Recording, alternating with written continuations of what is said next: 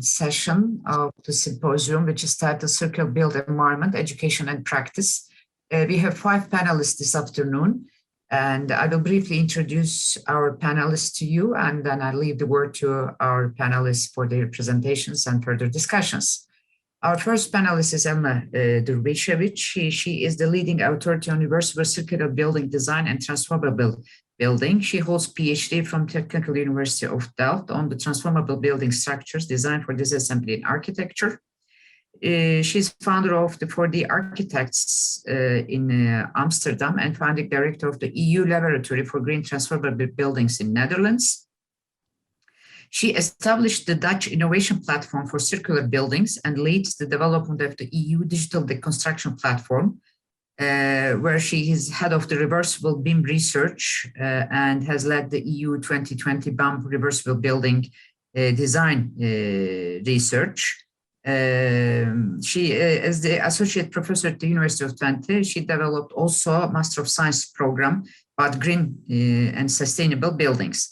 Our second panelist, Ayla AKSAMIJA, is professor and the chair of the School of Architecture at the University of Utah. Dr. AKSAMIJA directed Perkins and Will Building Technology Laboratory, one of the first practice-driven research laboratories focusing on the advanced building technologies, high-performance buildings, computational design, and building facades. She taught architectural design studios and advanced environmental building design studios. Her recent book is, which is titled Research Methods for the Architecture Profession, was published in 2020 by Routledge. Our third panelist, OLGA IOANNOU, I'm sorry for if I'm pronouncing wrong, IOANNOU. It's Ioanni, yes. Ioanni, okay, is assistant professor at the Architectural Engineering and Technology Department of the Faculty of Architecture and Built Environment at TU Delft, a member of the Faculty of Circular Building Environmental Hub Steering Committee. Her expertise lies in architectural education and creation of knowledge within the extended communities of knowledge. She currently focuses on the notion of circularity and the many ways it challenges both the educational experience and as well as architectural design practice. Our fourth panelist is TORSTEN SCHRÖDER, is graduated in architectural department of the University of Arts, Berlin, and holds PhDs in Cities program, Department of Sociology at the London School of Economics and Political Science. He is an assistant professor at Technical University of Eindhoven in the Department of Built Environment.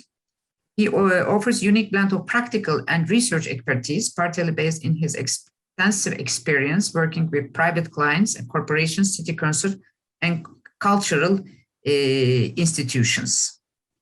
Our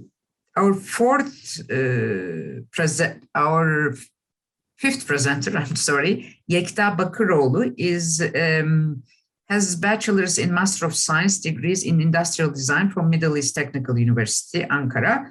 He completed his PhD research in the same department of Open Design and Sustainability.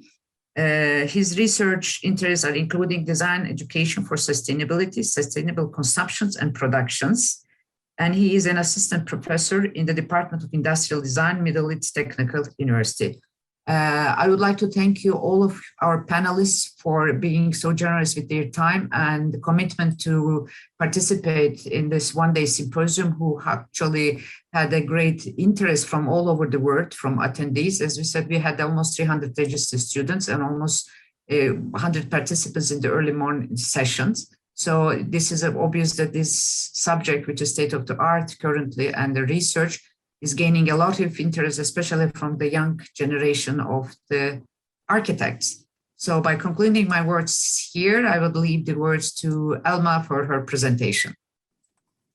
Thank you very much, Birgül. And I also want to congratulate you on this great event.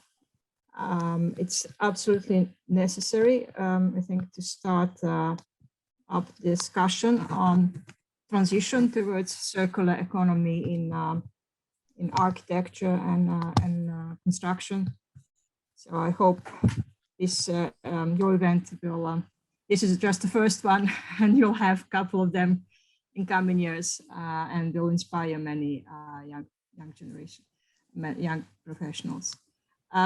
So I will talk about the paradigm shift that we are actually working on at the moment, shift from linear to circular economy, applying also shift in perception of buildings and how we build, design and build buildings and cities.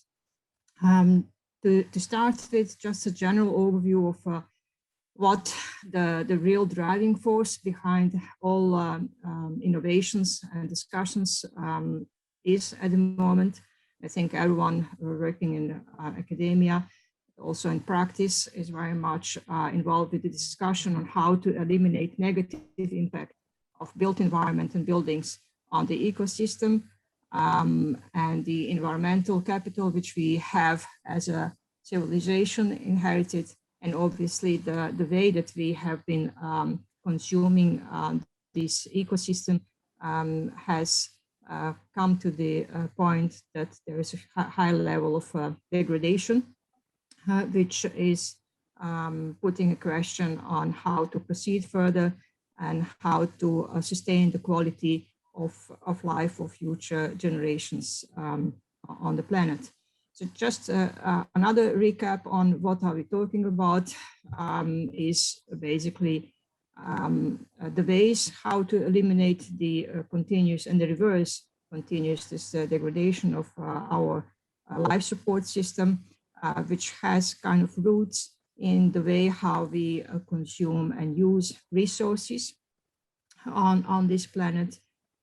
Starting with the fact that our economic system and prosperity, economic prosperity, is related and linked directly to consumption economy. That means that the more we consume, the economy will grow. And the consumption is then linked to the linear resource consumption and processes of these resources, which are on one hand side linked to the fossil fuels, which obviously have lots of negative impacts in terms of pollution. On the other hand side, the resources, the processes of how we treat resources through the production of different products that we are consuming at high speed, result also in side wastes, pollutions of waters, degradation of biodiversity, and so forth. So on top of that, we also have in this discussion on circularity, besides the pollution, which is obviously a very important issue in climate change, we're also facing with the fact that the resources which we use for this speeding up our economy and speeding up the consumption is running this linearly. That means that at a certain point, if we continue this pace of consumption and growth of population of planet, the resources will diminish. And this is a kind of overview that the World Bank is producing, a global footprint of and resource footprint mapping, indicating how many resources we have at disposal on the planet and how we consume them per country. And the red countries indicate that they consume much more resources than they have at disposal within their own borders. And green ones indicate that they have more resources at disposal within their borders than they consume per year.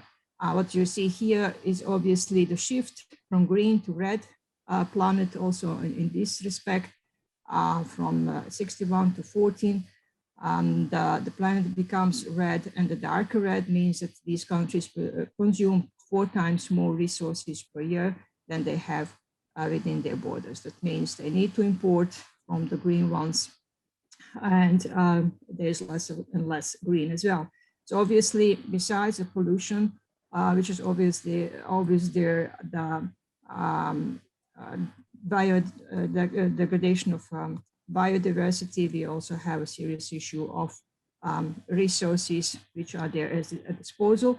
The reason why actually the whole discussion on circularity has come up to the top agendas in the world, trying to really understand now how do we reverse this process, which is very much linked to the way how we started down the industrialization process 150 years ago, and exploitation of resources through mass production, and how do we optimize this consumption and production in a way that we do not end up piling up waste and continuously extracting new materials with all negative side effects, but creating feedback loops and closing the loops of resource use, where at the end of use of one product, materials become a resource for another product.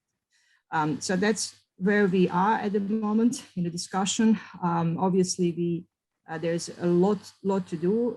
We are really talking about huge systemic shift in a way how we make things, how we use things, how we live in general. And it affects all industries and all of our living, you can say, way of living. So when we now look and zoom into our industry, construction, architecture, buildings and built environment, obviously having in mind that it is really a huge industry, one of the biggest in the world, it has the biggest impact, and unfortunately in this case, the biggest negative impact on everything that we are talking about. And what that means is that we need to figure out how do we reverse this negative impact that buildings and built environment has, and how do we eliminate, first of all, waste from construction? How do we build buildings which do not produce waste anymore? How do we minimize use of raw resources, there's new materials, virgin materials? How do we use effectively and create feedback loops from built environment and materials in a built environment to create new one and eliminate and reduce CO2. The fact that we are now talking about the negative impacts, all of what I was mentioning, all these indicators of waste, material, and CO2, for example, is directly related to the way how we design buildings and built environment, how we operate this built environment. So where we want to go is to see built cities and buildings as material banks with continuous feedback loops and the management of continuous management of resources and materials through the built environment in cities and buildings in these continuous feedback loops, which will help us to use buildings as the banks for new buildings or new products. When we then think about the act of design and architecture, I would always say that means that we need to label demolition as a design flow, and that is what every architect needs to be looking at. How do I design building which will eliminate waste? And if there is demolition and waste coming out of a building, that means that I, as an architect, have created, built in a mistake in a design. And that's what I've been working on for many, many years, and still very much on trying to figure out how do we eliminate this design flow. In that respect, as Birgul mentioned, I did initiate a number of European projects where we're kind of starting breaking projects in Europe, developing a framework on how do we envision a future generation of buildings. One of them is buildings as material banks, which we finalized in 2019. One going on now is the digital deconstruction platform. And in the first one, I defined building, a circular building as a building which is reversible. This, if we want to enable and unlock a multi-layered capacity of buildings, we need to understand the building has a number of layers that can be exploited over time and that can develop these feedback loops. And in that respect, I define the building, circular building, as building which has 3 dimensions of transformation and needs to be, all these 3 dimensions need to be designed carefully, starting from the spatial reversibility as a 1 dimension, the structural reversibility as a 2nd, and the material reversibility as a 3rd dimension. These three dimensions form the basic triangle of circular building and reversible building in general. And this basic triangle leans on two key fundaments, being adaptability and the reuse, and they are supported heavily by disassembly. And this has been a starting framework how to approach design of these circular reversible buildings, but also how to assess their performance in the future and develop assessment and measurement methods and models that will help us to measure the performance of circularity of buildings. And the way how we address adaptability, reuse, and disassembly through design and construction helps us to understand and structure all built environmental stock in the cities into categories from irreversible structures, partly reversible, and reversible structures.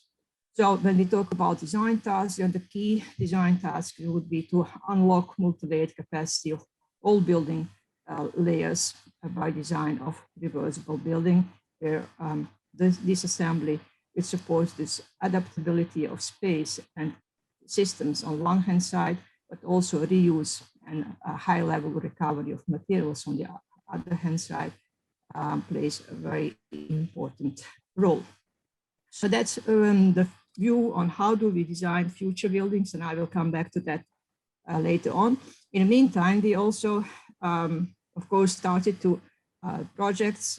This is also a European project, Urban Innovative Actions, where we wanted to understand the capacity of existing buildings and what can we, on the short term, do with the materials within existing buildings. And in that respect, we took a couple of housing blocks in the south of the Netherlands and decided to try to reuse all of these materials from high 10-story built housing blocks to build new houses and see what do we come across, test a couple of technologies and understand the positive and negative impacts of these operations. So this is the size of the block, as you can see here, a number of the construction reuse technologies have been tested, starting from quite a basic one like recycle aggregate and production of recycled concrete with use of 100% reused aggregated cement, replacing cement, reused parts like crunches and parts of the concrete which are crushed, not to the aggregate, but bigger parts for the facade, but also cutting out the whole 3D units out of the building and reusing these 3D units to as a base for the new housing. And the recovery of a couple of basic materials as isolation or partitioning walls in a housing, or the facade, brick facade, which is cut into pieces. So the harvesting of the materials happened on a couple of levels. One is on the material level, just through the aggregate, the recovery of units, and the use of elements. And those are the three houses which have been built just recently, finalized just a few months ago, all built with 95% of materials coming from the donor buildings next door. So what we did investigate is, of course, the impact of different feedback loops. And of course, the shorter feedback loop you have of the material, the better economic and environmental impacts you'll have. The longer feedback loop, obviously, will cost you more money and will also have worse, less good impact on the environment in terms of high CO2, for example, and the energy use. So also in terms of the costs, I just wanted to point out here, for example, the cost of cutting the 3D unit out of the existing building and using it just for the new load bearing as a load bearing structure was 10 times more expensive than building a new concrete wall and floors. And of course, so all these techniques have been studied carefully, all steps have been studied, and we calculated this and looked into the steps and costs of them. And the reason for that is very simple. And of course, much of that we knew in the beginning. If buildings are not designed to be dismantled and materials recovered, that means that you have to employ lots of safety measures to take something out. You have to bring lots of new materials, equipment. And in this case, for example, 7 different organizations had to be coordinated on a construction site to take and hoist this 3D unit out of the 10-story building.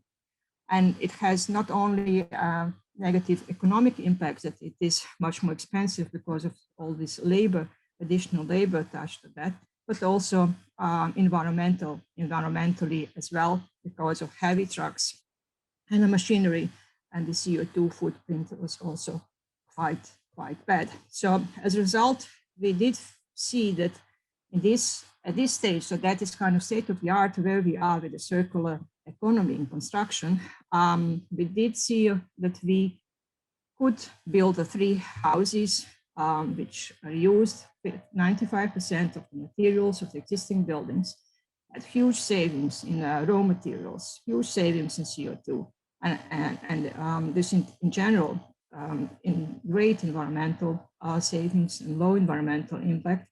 But on the economic side, we did see that there is 2.5 times higher cost of such a building than the conventional linear one. So what this tells us is that circular economy does not exist today in the construction industry. The economy is not there yet. And as I am the expert, UIA expert, who has to write some recommendations, that's what I managed to put on a paper and actually communicate that there is no economy at the moment. And if we want to think of on this short term, of course, with all these discussions on climate change and so forth, we need to go in parallel in terms of long-term discussions and a change of design attitude and design of construction. But we also need to act now and see how can we have these kind of short-term solutions and trigger the economy and change some kind of parameters in existing economy that will support also some kind of the use of materials from existing buildings. And these are some major findings which I already mentioned, that as the existing building stock, which was not designed to be deconstructed, is the reason why recovery of materials is very labor intensive. Material is damaged during recovery process and loses value, and high labor price in the construction projects cannot compete with low price of virgin materials. And due to the lack of circular building legislation, there is a disbalance between the cost of linear and circular building on the market, and without regulation of taxation policy, standardization of circular building quality and circular building projects, there will be this no market. So the recommendations are to internalize external costs, the CO2 taxation, and during this climate change discussions in Glasgow, I think there was some kind of agreement on that as well. Standardize circular building quality and introduce a quotum for application of used materials and recycled materials in new construction, prescribe certain reversibility index for new buildings, possible options for new taxation policies, reduce labor tax and so forth. And those are all things that can be done on short term just to stimulate a bit the economy in the direction of circularity, so that we can start effectively this also reuse some parts of the stock, and that can be reused with some kind of this cosmetic adaptations in the economic system. And definitely the main takeaway is that the biggest impact can be reached by designing new buildings with high reversibility rate. So that is definitely very important focus for every new building that needs to be built. And the standardization and industrial scale which follows just the future development, will reduce costs significantly. And in this project, in the case of this 10-story housing, as I mentioned, we tested a number of the technologies, and the recycled concrete, for example, has now become almost economically viable and is used in new projects. The recovery of and cutting of brick parts is also something that can be used again. So there is some optimization that can be done on that level as well. But definitely, if it's, as a designers look into, okay, what can we do how can we contribute to this discussion of circular economy and help make this transition swiftly as possible, we need to really make steps towards understanding what this future generation of our buildings look like, and how can we achieve this reversibility on at least 3 levels in buildings. As I mentioned, I've been working on this, so my contribution would be to share my thoughts on this with you. Through these projects, European projects, I define the reversible building as something, as a building which first of all has 2 important features. It has a spatial reversibility, something that needs special attention. 2, also by design, how do you design adaptable buildings which can be adopted to different functions without demolition. And the other feature is technical reversibility, which is very much about the configuration of buildings. How do we design systems and configuration of structure, and how do we take care that they are reconfigurable, adaptable, upgradable, and materials separable. And in all these discussions and projects I was involved with, I developed a toolkit that is kind of necessary to support this transition towards circular economy and design of buildings. On one hand side, this toolkit has the reversible building design protocols. There's the guidelines to the designers, how to design the spatial and technical reversibility. And the other parts of the toolkits are the assessment models, which measure the performance of design on one hand side, and on the other hand side, the performance of buildings which are built there, and help to understand how can we make a decision about recovery and reuse of materials from the buildings. These assessment models are Excel-based and also integrated into BIM. I'll say more about that in a few seconds. On the level of technical reversibility, the reuse potential tool is developed, which is integrated into reversible BIM. And this tool measures just how easy can we take and recover element out of a building without damaging element and damaging surrounding parts. It's very much linked to the way how do I design then a building so that these elements can be recovered in such a fashion. In order to do that, we need to understand that there are 3 types of dependencies that materials have in a building. When they are placed in a building, they all have functions. So there is a functional dependency. There's a technical dependency related to the hierarchy of the structure and how the materials position, and physical dependency related to the way how materials are put together. So these dependencies are being assessed through 8 indicators and 15 sub-indicators in a model which measures the reuse potential and technical reversibility. Results with the number, reuse potential number, which indicates the reuse option of the particular material, system, or building that is being studied. Those are, as I mentioned, 8 indicators, and they are all linked to the 2 important aspects of this technical reversibility and high reuse potential of elements, that they need to be independent of each other. They need to be exchangeable, easily recoverable, and there are these 8 indicators addressing this in a way how to design, but also how to assess them. And just to visualize, when we talk about these functional dependencies and the technical dependencies. Obviously, we would like to have parts clustered according to different functionalities, and that they do not have random interactions between each other, as it is the case in the buildings and relational patterns of buildings today, and that they need to be structured more clustered. And of course, this clustering will support modularity and modular design in the future. That's how we can just have better control over the relations between elements and the functional dependencies as well. Also, there are this on the physical side, the issues as the geometry of products and product edges, the base elements within configurations, the types of connections applied.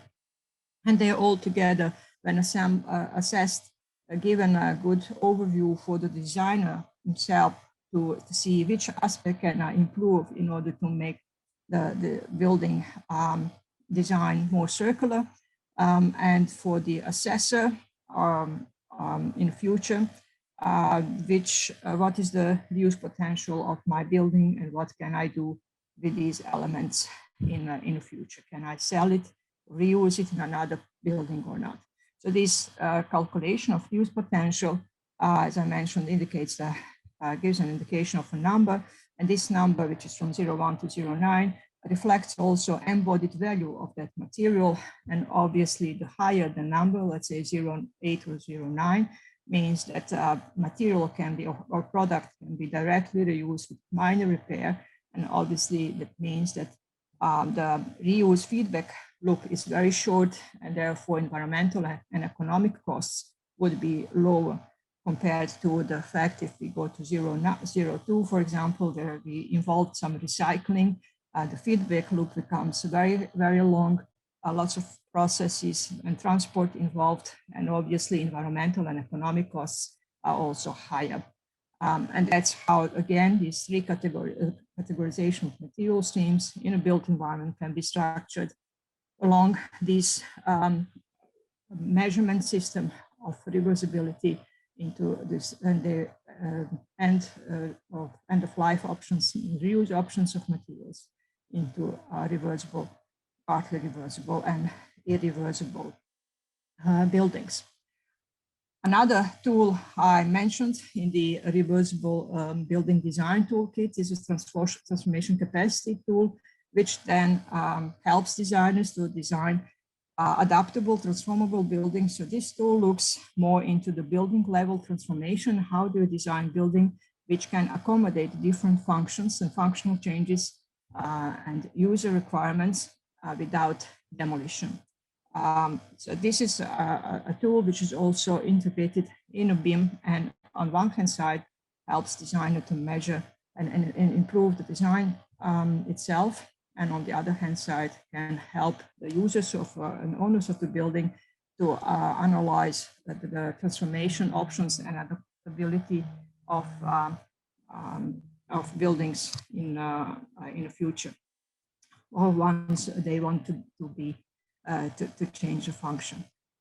So this kind of assessment of transformation capacity helps also to classify built-in buildings within built environment and understand better their performance and the level of transformation and the effects and the processes involved with their transformation, which will reflect their environmental and economic impact as well. And based on these two, this measuring technical and spatial reversibility and having the clear indicators of reversibility on spatial and technical level helped me to identify the indicators and define circular profiles of buildings, 4 circular profiles, which help to understand and scale up the ambition of for the future development and future projects, and helps also, for example, municipalities in the Netherlands to say, I would like to have my building has a circular profile 2 or circular profile 1, and go on from there. So it helps to standardize the definition of what circularity is in a building and how do we move further with that, along that line. On the design part, as I mentioned, the design of spatial and technical reversibility is something that can be implemented through the whole design process. And in that respect, I developed a protocol and guidelines which help designers to just go from preliminary design to the final design phase, following and checking. Actually, it's more a checklist to see whether all indicators have been addressed, which would help to create a circular building with higher reversibility rate. And obviously, the spatial reversibility is more addressed in the beginning of the design process, and the technical reversibility, there's focus on that more in the final, definitive and final design phases. These design principles and protocols and support are also integrated in circular economic principles for building design, but they can be also downloaded from the reversible building design guidelines on the BAM website. So I'll go now swiftly through a reversible BIM. This one of these tools. This is the reuse potential tool, which is integrated into BIM environment and helps this also to do the inventory of the existing built environment and existing buildings and understand the capacity and reuse capacity of building and its materials before building is demolished, and develop the design and the construction strategies based on that. And these are the indicators that have been integrated into a BIM, which I mentioned previously. And these are the initially a manual analysis of technical reversibility, this sketching of different diagrams, relational diagrams between elements, defining their connections, the assembly sequences. That's all done manually and translated into metrics, which identifies the level of assembly and this type of connection, but then in Excel metrics. This all previously took lots of time, and that's why I decided to make the step towards integration into BIM using Revit and developing plugins, and each plugin addressed a different indicator that I was talking about. As a result of this calculation in Revit, we get this 3D viewer with color-coded view on reversibility of elements, representing colors, representing the reuse potential of individual element, and the obviously linking the scores to the reuse options of these elements for the future use. When doing the reversible BIM, and creating reversible BIM, which enables digital assessment of reversibility and reuse potential, there are 7 steps that are taken into account, from gathering information, we use scanning of the buildings, to creation of BIM, use of plugins, to reporting and color coding in general. This is an example of reversible BIM of the Roman Museum in the Netherlands. We have just completed the first reversible BIM of it. It is going to be demolished, the most of the part. There is a huge therma, one of the biggest Roman therma in Europe, I think, in this part of Europe. So this is a 3D scan, point cloud file of the building. You see lots of points, all picked up by a scanners, and this is also from the 3D scan, the part of the floor plan, which is then picked up to create a reversible BIM using this Revit in a Revit environment. The reversible BIM is first created with a view on each, that all materials and elements in a BIM need to be modeled in a way that they touch each other. That's very important, but that's also a nice feature of Revit. So that we can count all elements and analyze all interactions between the elements. These interactions are then analyzed with plugins, and once all data are in BIM, this kind of relational diagrams, for example, are being generated in a few seconds. Also within this BIM, a reversible BIM, then the information on type of connection, whether there is a hazardous material in it, and so forth, is being added as an additional information, also with tools of plug-in for analysis of connections. So every material has number of connections. That's all built in and automatically calculated, resulting into this kind of 3D coded views of the building. Elma, if you may sum up a bit, it is very interesting to follow up, but we are a bit of running out of the time. So I'll just end up with these. So this is actually towards the end. So once we have the reversible BIM, this what you see here is then also the data, which is in a BIM, which helps us to analyze and to have a good view on all elements in a building, their reuse potential, reuse carbon, which is calculated based on the reuse potential, the reuse of materials. And we can also count, for example, in this case, that we have 216 steel sections in a facade. These steel sections have a reuse potential of 44 because also they have asbestos in a connection, so that's also taken into account. And based on that, digital library is created with elements which have high reuse potential, so that these elements can be used by architects when designing new buildings. And the outputs, this huge set of data, which I showed in the previous slides, help us also to provide an overview of embodied material in a building, and based on the reuse potential calculation, how much of material can be reused and how much carbon can be reused. So lots of data which helps us to get a better understanding of the capacity of the existing buildings as well, besides understanding how to design new buildings and improve the performance. So this is my last slide, so just actually indicating that this reversible BIM is placed on the digital construction platform together with 3D scanning and data, digital material database linked with blockchain. Through blockchain, we are linking with the sales platform so that materials which have high reuse potential can also be sold through the web applications. So that's those are the modules on the platform. That would be my last slide. Thank you. Okay, thank you, Elma, very much for this very inspiring and deep in research presentation. We are running a bit out of the time, so we can accept only one question if there is.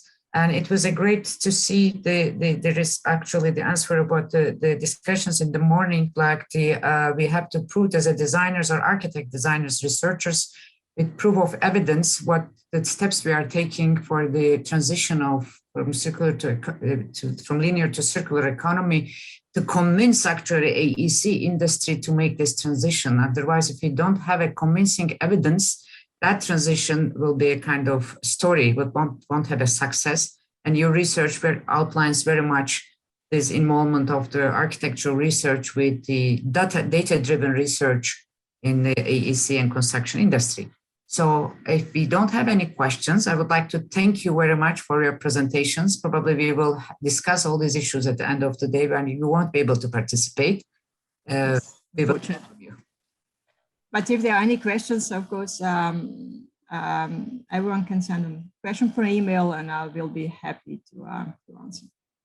Okay, and all these presentations will be available on our website after a couple of days. So who are interested to follow, they can follow from there as well. Now we will switch to our next presenter, Ayla AKSAMIJA. Ayla, the words, it's yours. Thank you.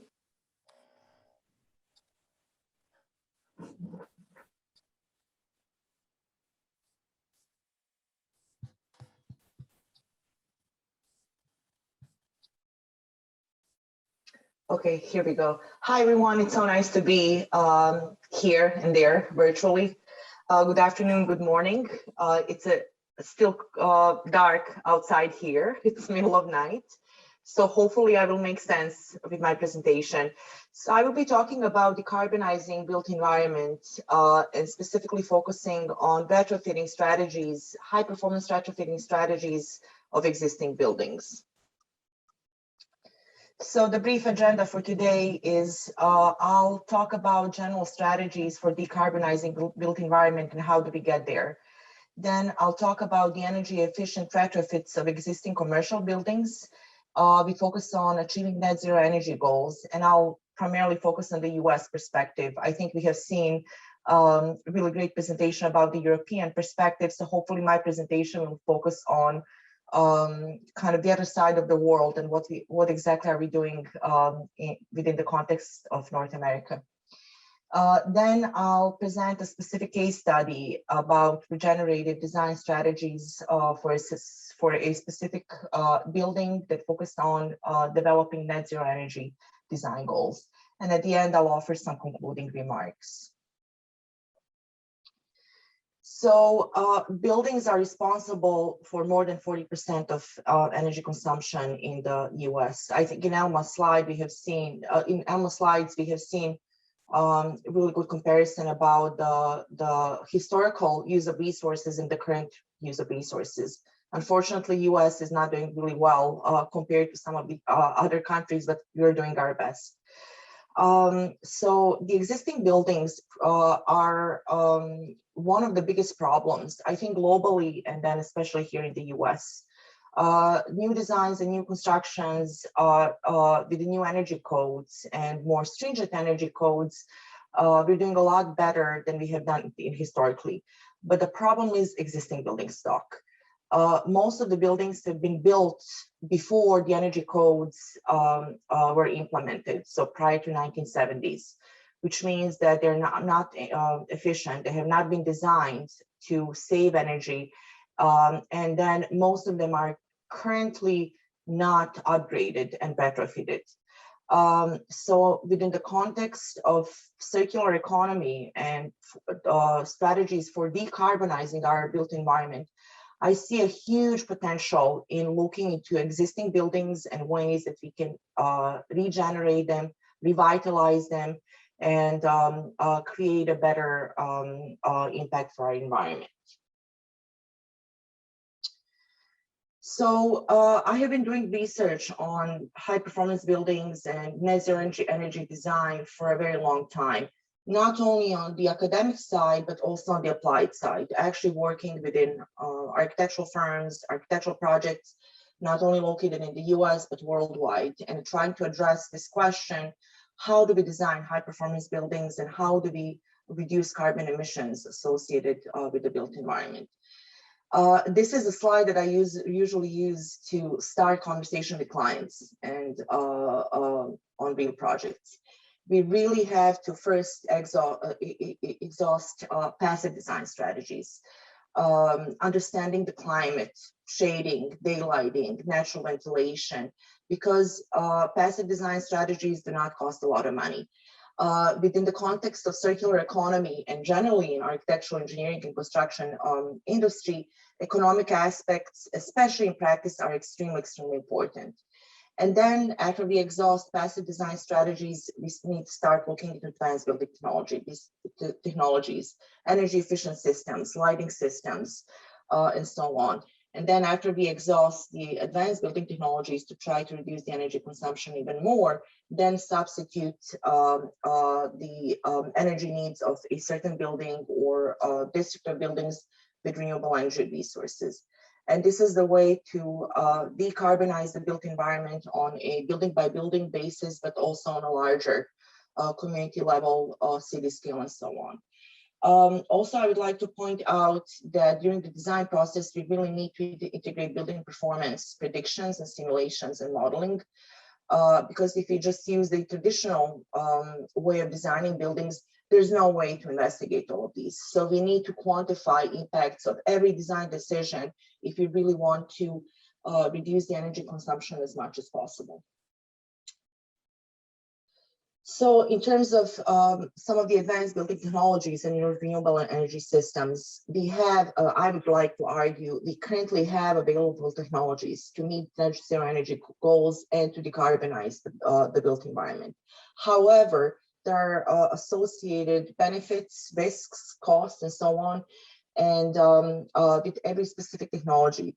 So it is extremely important to consider in a holistic manner, how do we integrate and what works well for certain climate type, for certain building function. And again, integration of building performance analysis during the design process is really crucial, because a set of strategies that might work for one building typology or for one building, for one climate type may not work for others. Later on, I will show you some examples of research projects where we're trying to optimize this based on function of a building, climate typology, and also economic impacts as well. So let's switch gears and talk about energy efficient retrofits of existing commercial buildings. And again, this is specifically US perspective. So several years ago, I have conducted a study that looked holistically into commercial buildings and building stocks in the US, and tried to address the strategy, tried to address the questions of how do we retrofit existing commercial buildings within the US perspective. So some of the research questions that we were trying to address, first of all, what are the main characteristics of existing commercial buildings in the US? What is the baseline energy usage of these buildings?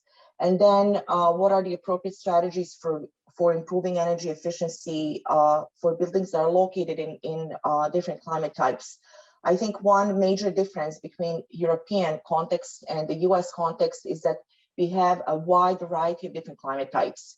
If you visualize the map of US, Miami, Florida is basically a tropical region, and Alaska is extremely cold, and then everything in between.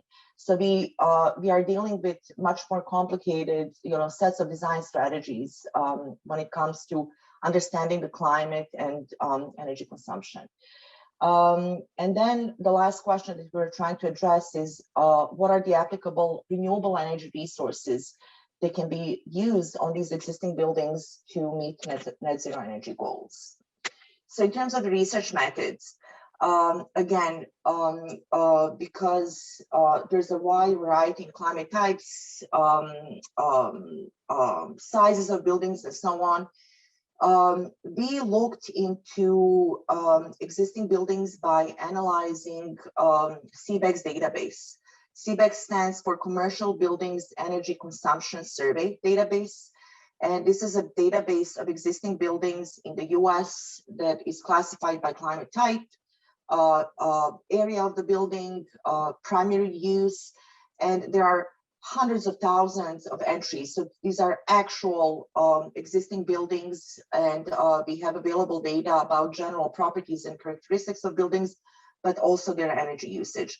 So we analyzed that database to develop some idea of what are the typical properties of buildings commonly found in the US. We then developed prototypes that represent these commercial buildings. And then we identified regenerative design strategies. We grouped the regenerative design strategies into two broad categories, low impact and then deep retrofit strategies. The reason why we decided to group these into two is because of the economic aspects and costs. So low impact strategies included mostly passive design strategies, improvement to lighting, building envelope, adding of shading, installation, and so on.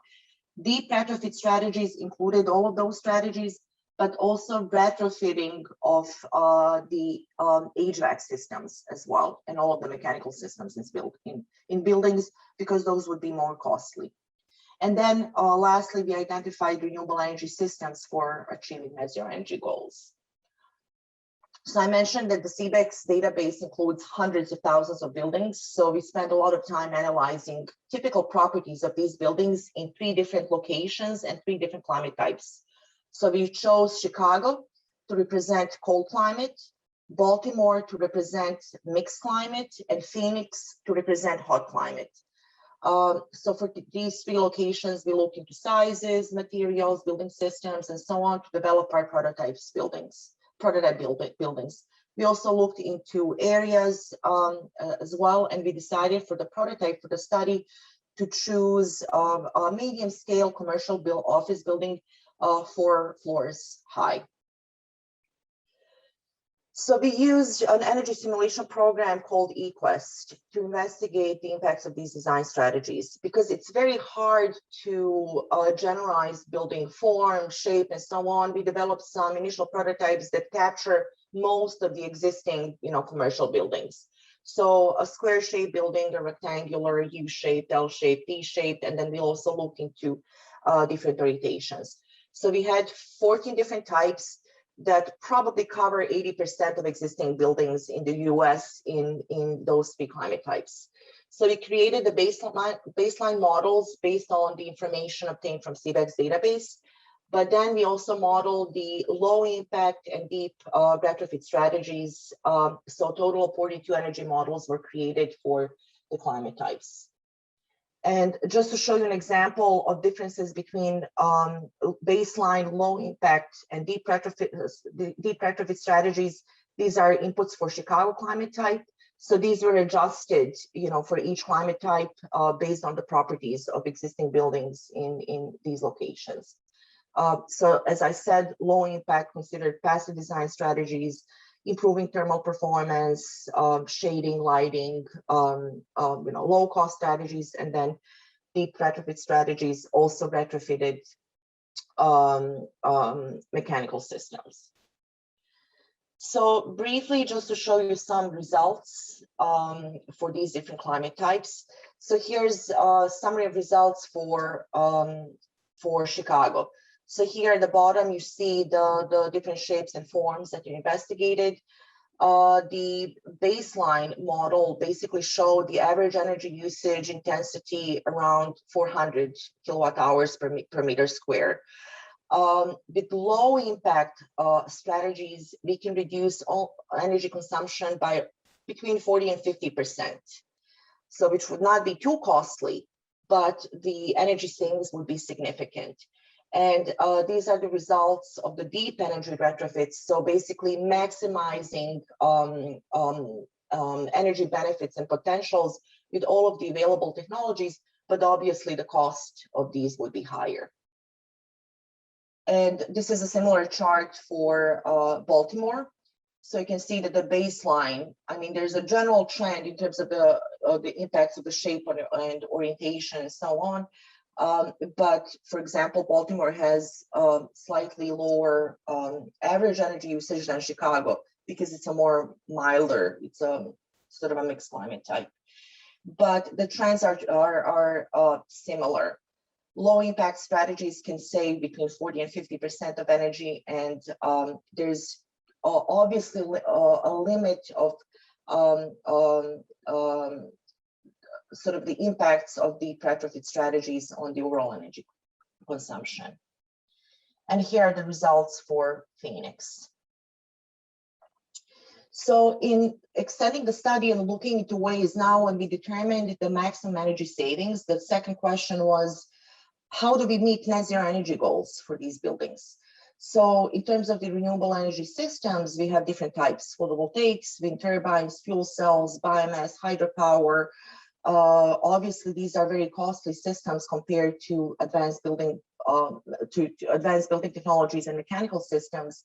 And then they also depend on local resources: solar radiation for photovoltaics, wind and wind speed, wind obstruction for wind power, hydropower, location and having the site close to a water source and so on.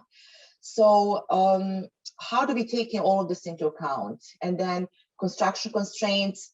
Typically existing buildings have, when we consider use of photovoltaics, limited available roof area for integrating photovoltaics, and then different costs. So based on our research, we determined that for existing buildings, it's typically not possible to achieve net zero energy with only one single renewable energy system. So typically 2 or more systems are needed because of these kind of multi-objective, criteria for optimizing performance of renewable energy systems. And it's necessary to integrate several. So we developed a strategy for analyzing this in a global scale. And we're still working on this particular project. So these results are for a cold climate. So basically, we are using IDA-ICE energy simulation tool coupled with optimization algorithm, where we can optimize energy savings potential of different design strategies, low impact and deep retrofit, but we can also consider different types of renewable energy resources. So this particular framework and methodology works by analyzing specific properties of a building, specific climate type, characteristics, geometry, and so on, impacts of design strategies to try to reduce the energy consumption as much as possible, and then optimization of renewable energy resources to meet the net zero energy goals based on local availability, local resources, climate, and costs. So here are the results for cold climate type. And we're able to analyze a multitude of different building typologies, properties, and so on. And it's really interesting that here you see kind of the net energy and then in relationship to the cost. So yes, we can achieve net zero energy with multiple different strategies and multiple different approaches. However, the cost is always higher than for the deep retrofits or low impact. But there are ways to, so for example, there are ways to achieve net zero energy with a relatively lower cost compared to deep retrofit. But it's a specific solution of combination of design strategies and renewable energy resources for that particular case. So we're still working and extending this study to look into other climate types, specifically mixed climate type and hot climate type. So hopefully in the future, we'll share the results of that study. So now let's switch to a different scale and talk about one specific case study building. And this particular research project looked into regenerative design of a single building and ways to achieve net zero energy goals. So the building is located in Massachusetts in a town called Holyoke. So prior to joining University of Utah, I was located on the East Coast, University of Massachusetts in Amherst. So this is the location of that university. And the city of Holyoke is probably 20 minutes away from University of Massachusetts. It's a heating dominated climate. What's really interesting about this location is that it is representative of most of the Midwest and Eastern region in the US. So city of Holyoke right now has around 100,000 inhabitants. In 1800s, it had double the population. So this was an industrial town, industrial cities in 1800s, and with the decline of economy in the US over the last 100 years or so, there are a lot of communities that need to be revitalized, that are falling apart with abandoned buildings. So we took this city as an example of many different communities that are located in the Rust Belt area, industrial area of the US, to look into regenerative design strategies. So here's the building. The building itself was built in 1890. It used to be a paper mill factory. Right now, only 10% of that building is used and 90% of the building is abandoned. So the location is quite interesting. This is Connecticut River. There are also a lot of canals around this area because back in 1800s, hydropower was used for the industrial area of this region. There's a major highway next to the building and also abandoned railroad here that was used in the industrial times, but right now is just abandoned. And it's also one of the highest buildings in the area. So this is the site and kind of the photographs of the surrounding building. This is how the building looks right now. So I mentioned only 10% of the building is used. Originally, it was built in 1890s and then retrofitted and renovated in 1920s, 1940s, 1960s. So it's a very complex building with multiple structural systems.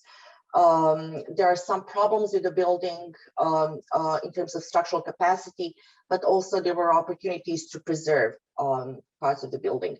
One thing that I would like to mention, this is not a historically significant building. It's an old building, but when we look at the retrofit strategies, we don't have to focus on preservation so much because, you know, there are hundreds of thousands of buildings exactly like this located around the US. So this was our proposal, to revitalize, to reimagine the programming, the function of the building. So it used to be a fully commercial building, you know, paper mill factory. We brought in a couple of different building functions and uses: commercial space, a community center for this city, and also when we were investigating ways to update and revitalize the structural systems, we preserved structural systems that had capacity to be added on, and then removed those that were inefficient. And then we also added one floor of commercial office space, as you can see on the top. So completely trying to create a landmark building for this location and this community. So this slide captures sort of the changes that were done in the regenerative design process. So we took out components that did not work, you know, that were not structurally adequate. We added new commercial element to the building. We improved circulation through the building. We added you know, shading system. We had to consider new building codes because when the building was originally constructed and also upgraded, many aspects of the building were not up to current building codes. Here are the elevations of the building, and then integration of passive design strategies. What's different when you're looking into existing buildings compared to new construction, you're limited with the existing constraints and properties of the building. So that means that you really have to look into ways to minimize passive design strategies and then advanced technologies. So what we did is we added potential for daylighting, natural ventilation, shading. We carved out interior courtyard to provide more daylighting to the interior space because it's a relatively bulky building in terms of the building footprint and form. And then we conducted energy modeling. You can see here all of the inputs. I'm not going to go through that, but because we added many different functions to the building, we had to account for, you know, different building systems, occupancy schedules, and so on. So we did basically two different models during the schematic design, the baseline model, and you can see the monthly energy consumption here, as well as the energy usage intensity. And then we try to maximize energy savings by using advanced building technologies. So you can see here is the alternative simulation run and the results. So the final energy consumption was, you know, for a building of this size and scale, the results were extremely good. Then the question was, how do we meet the net zero energy goals? And we considered a couple of different renewable energy sources, PV panels and wind power. And again, we considered how much available surface area do we have for photovoltaic panels. And for wind, we incorporated vertical axis wind turbines. Biomass for heating was considered because this particular location has a lot of agricultural land in the surrounding region. So biomass for heating is available, relatively low cost, so we consider that as well. And then hydropower, because as I mentioned, historically, this particular city used hydro turbines back in 1800s but most of them do not work currently. So we looked into retrofitting one of those and then substituting with a modern technology. And then this was the final breakdown of the energy usage and different systems. So just a few concluding marks. I don't want to take more time. I would like to provide time for other speakers as well. Retrofits of existing buildings within the context of decarbonizing and circular economy are extremely important. So we need to consider comprehensive methods for reducing energy consumption, adaptive reuse, and then integration of renewable energy resources, especially for meeting net zero energy goals. So overall, based on my research and work, I can say that achieving these goals is challenging, but possible. And I think as an industry, we can do a whole lot better to focus on the existing building stock and the ways to improve the performance of many buildings that are forgotten, that are not performing well.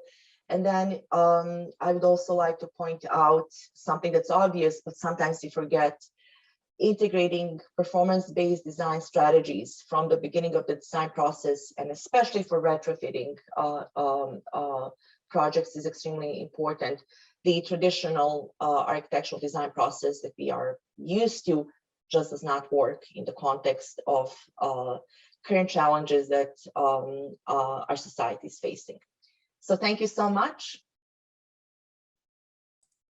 Thank you, Ayla, for this really great research, and it's very informative for us, for all of us. I think that will be raise a lot of questions in our discussion session, where we actually raised the questions of the changing profiles of current architects, changing profile of the architects in this new era of the crisis and problems that we are facing.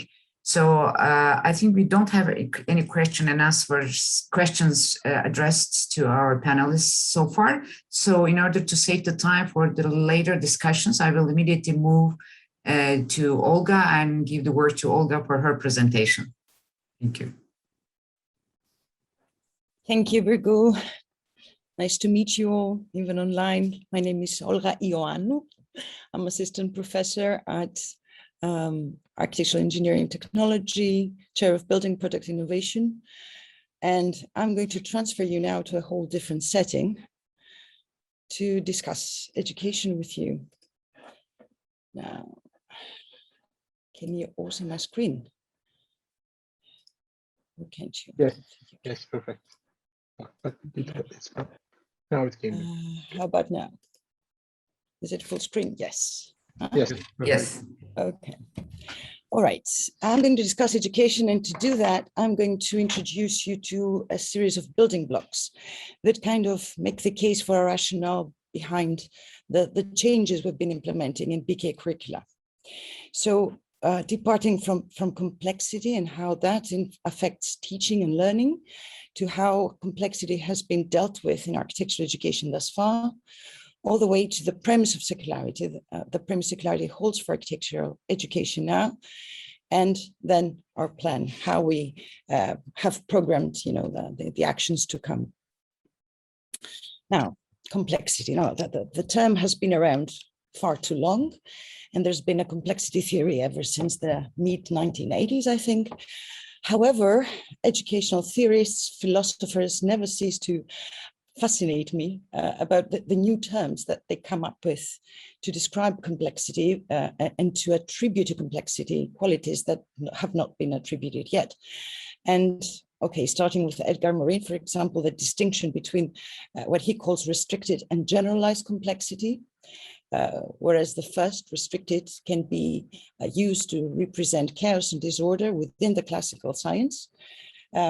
He calls critical complexity or generalized complexity a whole new type that cannot be reduced to science, to classical science and scientific reductionism, and therefore requires a completely different epistemological paradigm. This is what also Roland Barthes talks about when he talks about super complexity, yet another term to describe complexity. And for Barthes, super complexity represents the cases where knowledge produces further uncertainty. And in those cases, the educational task, educator's task becomes that of enabling learners to prosper in what he calls a super complex world. Finally, another interesting distinction made about complexity comes from Basarab Nicolescu. I like that because he thinks complexity is what we call now, what we refer to when in the past it used to mean universal interdependence. And he says that there is horizontal, vertical, transversal complexity between different levels of reality, but interestingly enough, it's not mathematical language that we can use to decipher that complexity. Rather, it requires the simplicity of a symbolic language. And I'm saying all this to you because it will make sense a bit later. Now, there haven't been many learning theories around that time, when complexity theory was originally formulated, to explain how that affects learning. But at that time, there was the theory of communities of practice emerging by Etienne Wegener and situated learning by Jean Lave. And there was also communities of inquiry theory of learning that looked more into social learning in online communication formats. However, although not directly related to complexity, these two learning theories kind of contributed enormously to complexity through pedagogy. For example, communities of practice introduced informal settings for learning, whereas communities of inquiry refer to formats of learning that were more self-regulated and autonomous. Now, the theory that kind of looks into that complexity and tries to rationalize knowledge creation and learning within that framework comes from connectivism. And this is a theory that's been developed since the early 2000s by George Simmons and Stephen Downes. And what's interesting about this theory is the allocation of learning in what they call actionable knowledge. Learning, thus, comes from making decisions. Learning, thus, comes through making connections. And that kind of explains the networks I use in the slides, because they use the network metaphor to describe how making meaning is actually realized. Now, what happened to complexity in architecture? Now, that's a different discourse. Well, originally, design methods, ever since the 1960s, tried to scientize design methodology. And of course, architectural education followed suit by trying to scientize the design methods in ways that could provide with repeatable results. A six-step methodology by Bruce Archer was very indicative of the original efforts made. But as that movement, design movement, progressed, they soon realized that there were phenomena within the architectural design practice that were not really that rational. And therefore, architectural education turned to interdisciplinary studies and opened up to many domains. In that sense, complexity gradually became monopolized by the form generation discourse. And then new technologies that developed in the early 90s, digital technologies for design, really stamped that shift, really marked that shift to create using complexity to describe mainly form. Now, to bring all these things together, we say that learning is actionable knowledge, but what drives decision making? And in architecture, that has been mostly the aesthetic realm, and architects have been mostly held accountable for the aesthetic decisions they make. But as it turns out, this is not enough. And the current crisis we're facing, materials depletion, climate change, are far too broader to discuss design only within the architectural, the aesthetic realm.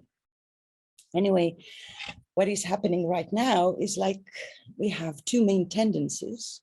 One is to rely on the premise of technology to solve everything, democratizing processes, the power of programming is taking over all aspects of human life.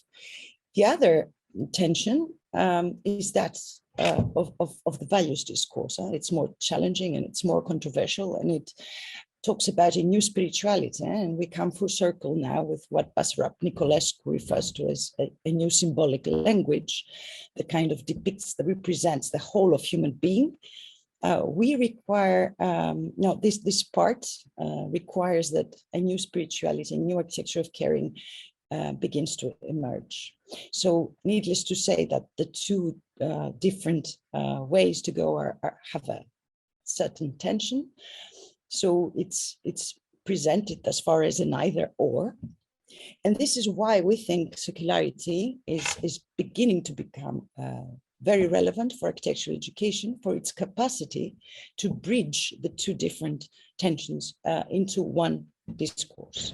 I'm not going to go into analyzing each and every one of these aspects. I think some of them are also very self-explanatory, but we have come up with a definition about the circular built environment that kind of summarizes those key points we think are what makes circularity relevant for architectural education right now.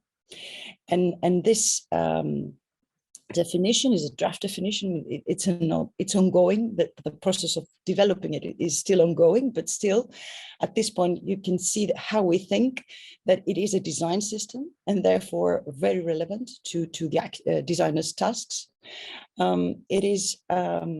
It crosses a lot of scales in the built environment, starting from materials to components and buildings, all the way to neighborhood, cities and regions.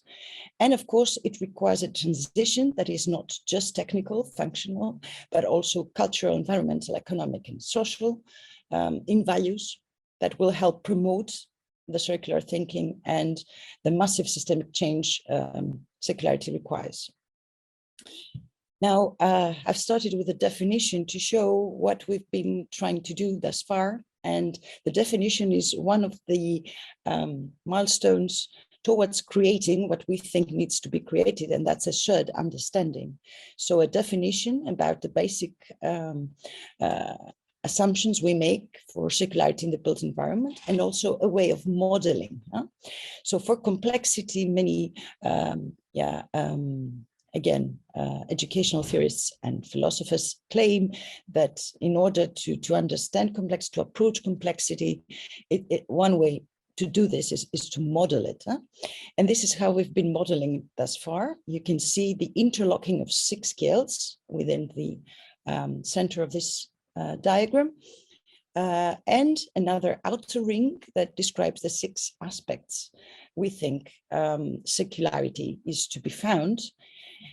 That's the entanglement of the 6 scales across the 6 aspects. Of course, this is not a cognitive scheme. It's just a way to contextualize where our current research has allocated those encounters, in what spaces we can find those encounters. And of course, this is also an open diagram, meaning that we've started out with only 4 scales. Now we're up to 6. And maybe in the future, there will be more scales or more aspects across which these encounters can happen. So definition, check. A modeling of how we think circularity is entangled in the built environment, check. What we also needed was to create like a vision about where we want to go. And to do that, we've come up with a list that we call the CLO list, the Secular Learning Objectives list, that we started compiling last year. And again, this kind of capitalizes on what I've been saying about creating a shared understanding. We start with 2 very basic blocks we think we need to share across school, across all levels of education in all departments. And those 2 basic blocks that you see here on the slide kind of describe this basic thing, this basic language perhaps we need to develop so as to learn how to speak about it on the same terms, to talk about it on the same terms. So block 1 is about contextualizing circularity in the current discourse. What's its connection to sustainability, for example? What's its entanglement in the systems theory? What does systemic change actually mean when we say systemic change? But also a shared understanding about the definitions of the terms we're using to describe it, like, for example, the R verbs, the R strategies, or the different design methods that have been developed, design for disassembly, for example, or regenerative design. Once we've built on that knowledge, once we build a shared understanding, then we can move on to exploring circularity along the disciplinary, interdisciplinary, or transdisciplinary learning frameworks. So this is not the whole list that you see here on the slide. These are the first basic blocks that we think are necessary for all departments, as I've mentioned before, in all levels of education. But we've also developed learning objectives for applied knowledge. That is how circularity is entangled to architecture itself. Then critical knowledge, that means what are the synergies that circularity requires across the 6 aspects I was telling you about before: technology, management, economy, so on and so forth. And finally, new knowledge, and that mostly regards our PhD students and the new research coming up, implemented by them. And that is to find the spaces in between what is already known as a discipline, to find new ways of deciphering how circularity acts in the built environment. Now, these are the actions implemented by the CB Hub, Circular Built Environment Hub. I happen to be a member of the steering committee. I'm a proud member as well. I've already talked to you about providing with tools and knowledge and formulating the list, but what this list has done was to help us organically make changes across curricula, both at bachelor's and at master's level. And that happened because we started mapping our current study programs to see not only what courses we already have that kind of embedded circularity, but also what courses could potentially embed it in the future. And by doing that, both for the bachelor's, this was done by a colleague of mine, Mariette Overschie. I did that for the master's tracks. When we came up with those maps, that was easier for us then to approach the coordinators of the courses that had an interest in embedding circularity in their courses, and to help them make the transition. So what you see here, for example, is a plan, a map of collaboration with bachelor coordinators. And on the left, you see the learning objectives that apply at the bachelor's level. This is the 2 basic blocks I talked to you about earlier, and the applied knowledge, the disciplinary knowledge, matched to the different types of courses, matched to different learning activities, ultimately to different learning materials. So all this became a very modular, very flexible process, through the use of learning objectives on how to get to embed circularity in courses in a very organic bottom-up way. Now, the second, let's say, formation that's involved in promoting circularity in BK is the Circular Impulse Initiative. That's a 3-year action plan. And I happen to work with a great team here of professors and researchers of the school. And we have come up with 3 different actions that are to be implemented for the next 3 years. Now, the first is the Circular Design Atlas. We have started compiling this design atlas with the help of students from the school who are performing analysis of case studies across all 6 scales mentioned earlier. And this year we've started with the building scale for a course at the Master of Architecture, which is a very strategic choice that affects almost 400 students. And apart from a series of lectures on circularity that were implemented as a plugin to the main corpus of the course, we have also asked students to analyze a building of their choice that they think has a circular potential or circular, that they're performing somehow in a circular way. And gradually what we intend to do is collect those case studies, those exemplary case studies analyzed by students into a platform which will be called the Circular Design Atlas, and will somehow collect and accommodate interesting examples across all scales. Now, the second action is the Teaching the Teachers action. Now, this has come out of discussing things with students from the school, and we realized that a shared understanding is needed, not only for students of the school, but also for teachers of the school.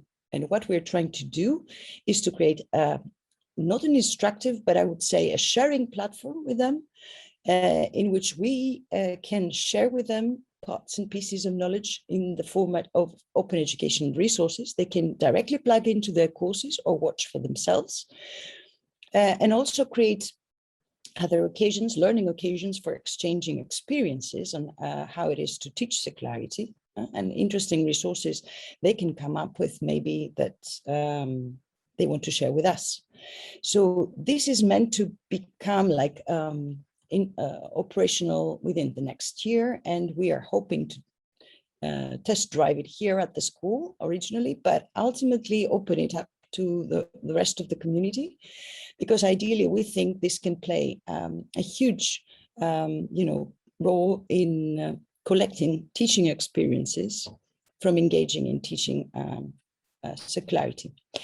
Last but not least, the third action is creating extracurricular learning activities. This is very much related to the map I showed you earlier with the learning objectives for the bachelor's, the bachelor courses, and the learning activities. This means that whenever a teacher thinks they can benefit from a specific activity, they can contact us, and we can then customize something for their needs directly. Okay, and that takes us to pedagogy, which is also a very, very important aspect of what we want to do. I mentioned earlier that knowledge and learning is about actionable knowledge and making decisions. So one thing is for educators, the first challenge, the first ambition, if you wish, is to make sure educators open up education to what is Secularity, to the otherness that is Secularity. But the second would be to enable students, to enable learners to determine alone their degree of involvement and the nature of their involvement with the phenomenon, and to be completely autonomous in making these decisions and their degree of entanglement with that otherness that is Secularity. So what we've been trying to do is not to dictate how they will be involved, but to provide with multiple encounters, ubiquitous encounters in multiple formats, so that they keep encountering Secularity across different domains, across different courses, both in informal and informal settings, of course, and within different scales. I mean, for a course, it can be just a plugin or a whole course dedicated on discussing and looking into Secularity. Of course, we're also trying to target at building a community that's not only about students, but opens up to learners. That is a community that goes beyond the limits of academia, including practitioners we've been working with, people from municipalities we've been working with, and also the industry partners we've been working with. And of course, we have an extensive research on Secularity with more than 60 members now at the CB Hub, doing research with many different societal actors. And this is why we think learning will necessarily depend on our interaction with these people. And this is why we think the community we should be creating is not just an academic community of learning, but also a broader type of community that includes these people as well. And last but not least, we also think that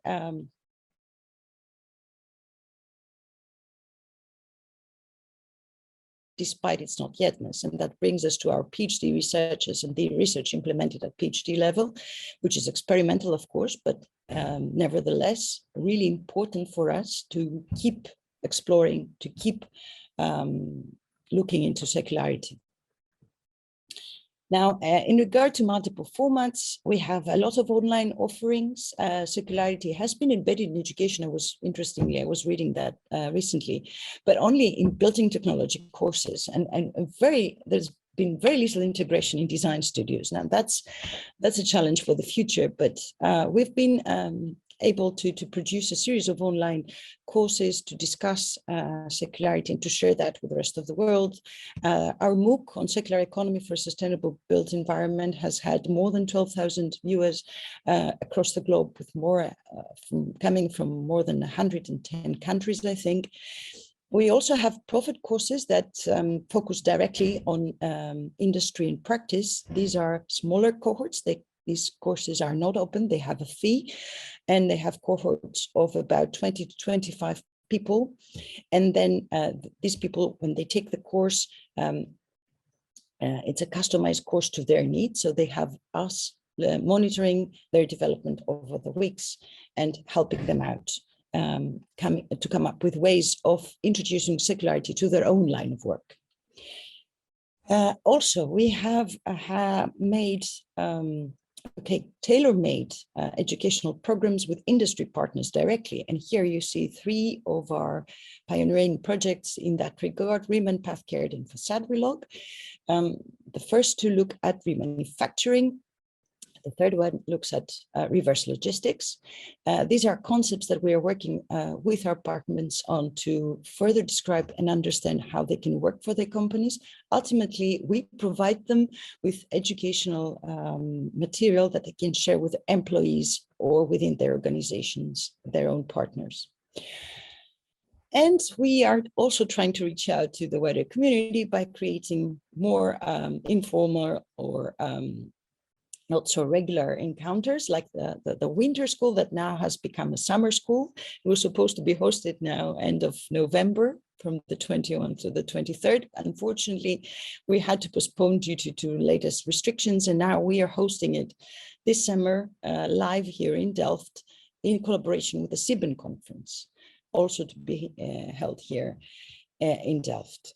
And, you know, closing remarks that have to do with education, the way we perceive it. I mentioned early on when I started talking to you about the task of educators is enabling learners to prosper in conditions of super complexity. Well, another interesting researcher, David Ewing, talks about calling attention to the world. And I find this very inspiring, and this is how I would like to close the session. This is what we've been trying to do: call attention and provide the students with as many tools and means we have at our disposition right now to help them own the subject, to help them make choices and gain relevance, and also assume accountability for their design decisions, but leaving it up to them to decide exactly how they want to go about it and what they want to do. So thank you very much. Thank you, Olga. This was a great presentation after these 2 very deep research integrated presentations, where actually I started questioning how we should educate the future architects and designers.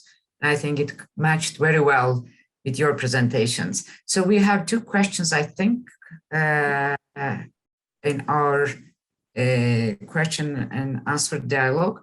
The first one is actually for Michael Bitterman.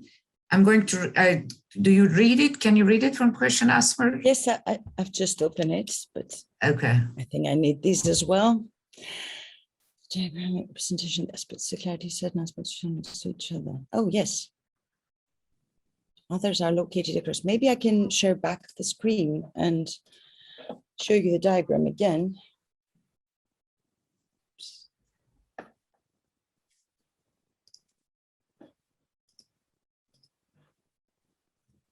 I think you mean this one, right?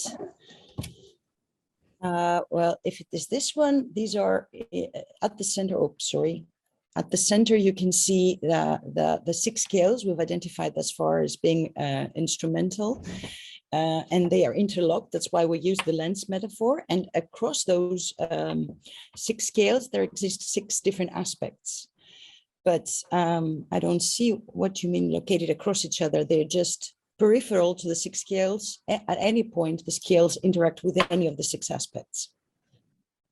It's like the diaphragm of the lens, you know, and the focus it creates. So every time you turn the outer ring, you kind of change the focus of the discussion to a different aspect. Makes sense now, hopefully. Hopefully, yeah. Probably we will have an open discussion if it is not further discussion at the end of this session. And the first question actually is not raised to you. It's a general question by Oğuz Coşkun, who is addressing actually to all of us. So as solutions, since the problems we are facing today are the result of the picture's development in history, would it be possible to start a new education environment where a new generation of designers up to the city scale will be able to think and build a totally new life starting from the real needs of human life on our planet of Earth? So this is actually, your presentation is the answers to these questions. How we are going to really rephrase our educational system. We need to rephrase our educational system according to the required demands of this current crisis. So if you don't have any, I think we don't have, I'm just following question answer, no. Okay, now we will switch to our next presenter, TORSTEN SCHRÖDER. The word is, thank you, Olga, very much for a very inspiring. Thank you. And I'm giving words to TORSTEN. Okay, thank you, everybody. Thank you, Birgül, for inviting me to this intriguing conference. I will try to share my screen.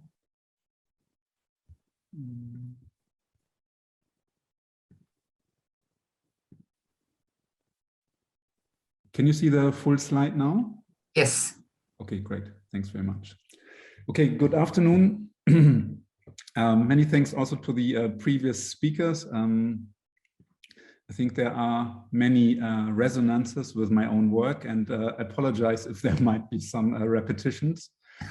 I will take you on a journey to discuss a bit the challenges of circular design. Then I will introduce the theoretical framework of translation in order to deal with the complexity of design practice. Then I will come to opportunities and with some kind of discussion points. So let's start with the challenges. I think we are all aware that as humans, we are increasingly threatening our own conditions of existence. Latest at COP21, 6 years ago, in Paris, it became clear to world leaders that the culture of unlimited economic growth has come to an end. Scientific evidence points towards the urgency of an accelerated societal transformation to tackle the impacts of climate change and the destruction of the biosphere. We are in a pivotal decade characterized by the interconnectedness of challenges, irreversibilities, and tipping points. Humanity has to act now, but without profound change of our socio-technical systems, we will not tackle these challenges ahead. And COP26 in Glasgow has not brought the shifts that are urgently necessary. Global greenhouse gas emissions are still on the rise, and the climate crisis sweeps across borders. We are not on a track to limit global warming to 1.5 degrees in 2050.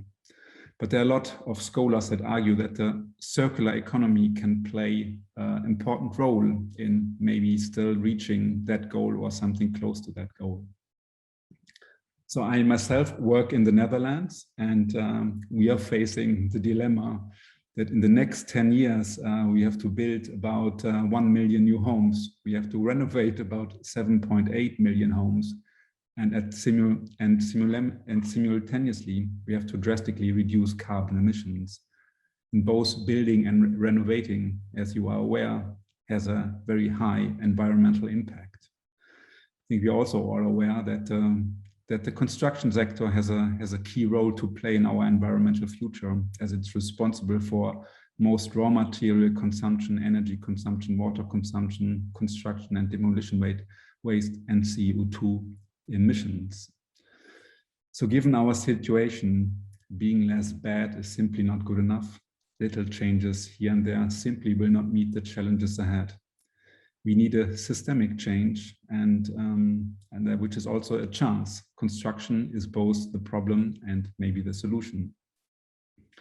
So regarding the circular, how to define the circular economy, it's mostly depicted as a combination of reduce, reuse, and recycle activity. But scholars have pointed out that it importantly necessitates a systemic change, a systemic shift. How to enact this systemic shift? What is actually circular building? Despite all the attention given to circularity, we are still at the beginning of working on the basis of circular principles and the large-scale application in the construction and engineering sectors. And so far, not much is known how architects are actually dealing with translating the principles of the circular economy in the building sector. There are still many open questions, contestation, controversies, and contradictions. For example, are we aiming for dematerialization, so a drastic reduction of materials that go into our buildings? Are we aiming for rematerialization, promoting materials with little environmental impact, like bio-based materials, or designing with reuse? Are we aiming for durability, and how does that go in line with a constant change that is also where buildings are also subject to constant change?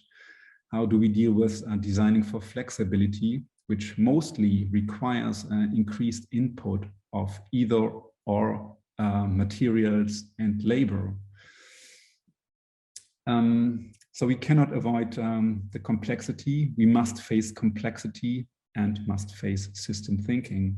So circular design is necessarily entangled with different elements that are of different nature, different scale, different time frame, or related to different actors. So for example, first, policies, laws, regulation, procurement processes, production change, circular business models, new form of value creation, production and construction processes, development of new circular materials, and methods to measure impact, new generation of life cycle assessment methods.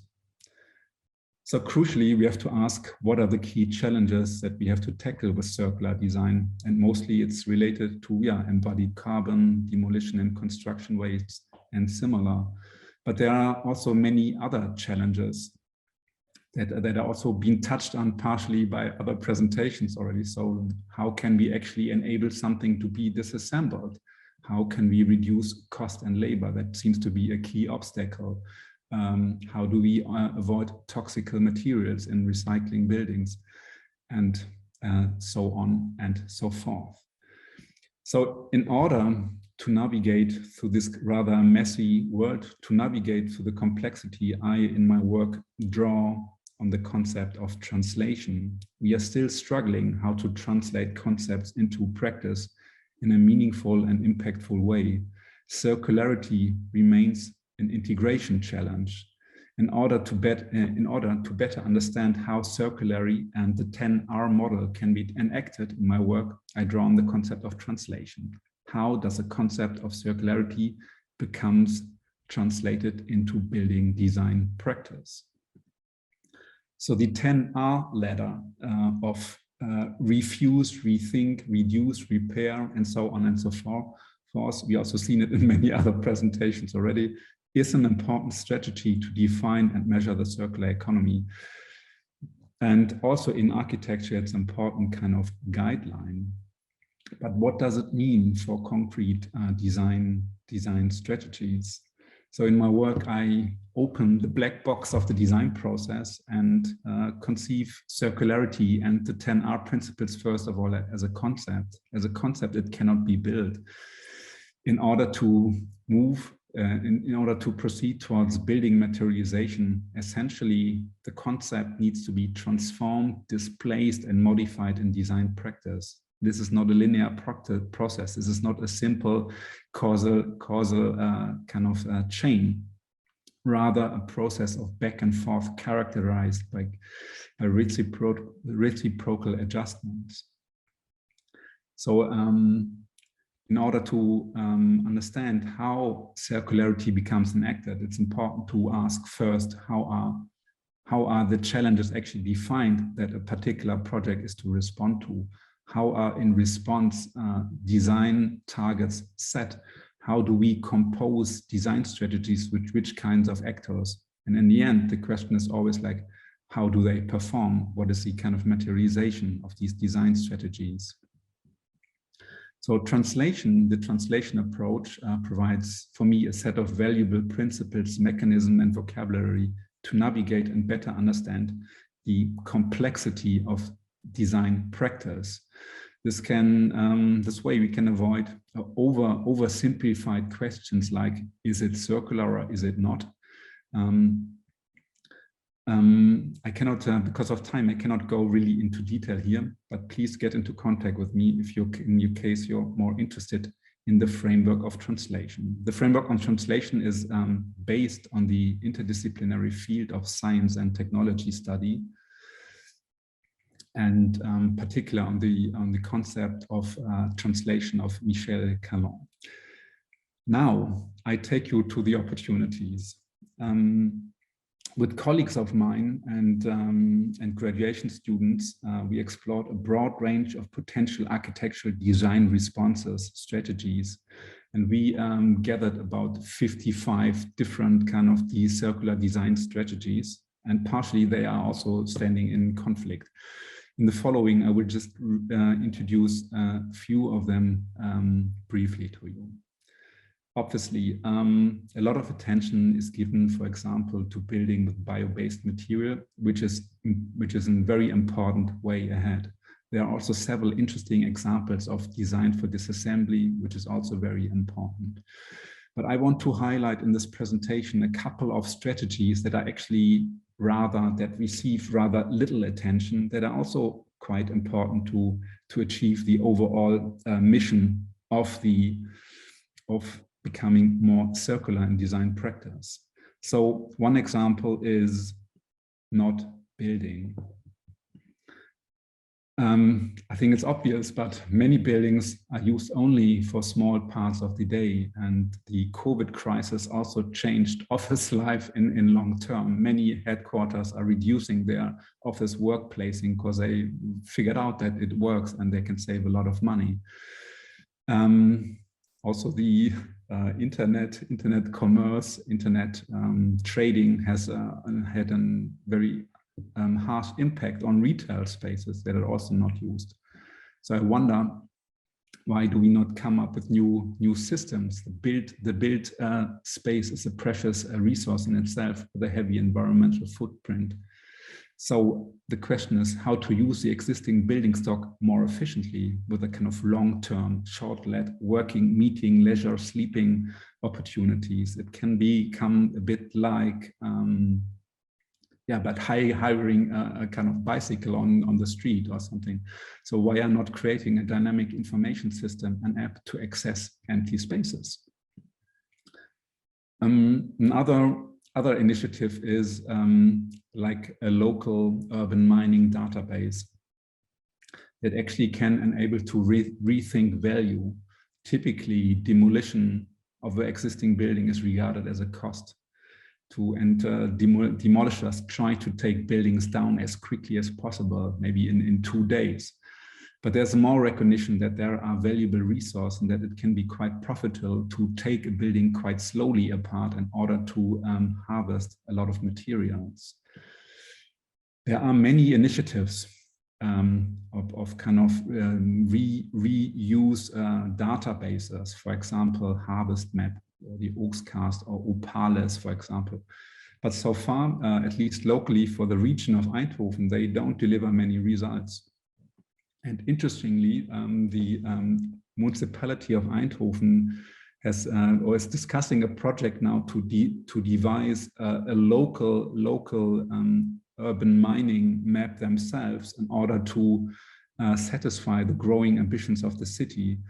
So the idea is to focus in the region of Eindhoven, Helmond, Velmond, Deurne on buildings that will become available in the close future, and that can be kind of mapped, so it becomes clear when what is available. But obviously there are a lot of kind of questions arising. This is one of these buildings in that region that is already available, but is it demountable? Is it toxic? Is it technically relevant? Is it economically viable? How many quantities, properties are there? Is it actually reusable? are still questions that need to be answered. But there was also a very interesting contribution by ELMA, so maybe I should discuss these questions further with her. Together with, for example, TU Delft and other diverse partners from industry, we are developing a new communication tool that connects unusual suspects. So typically the design cycle from design, concept design, design development, technical design is disconnected from the material cycle.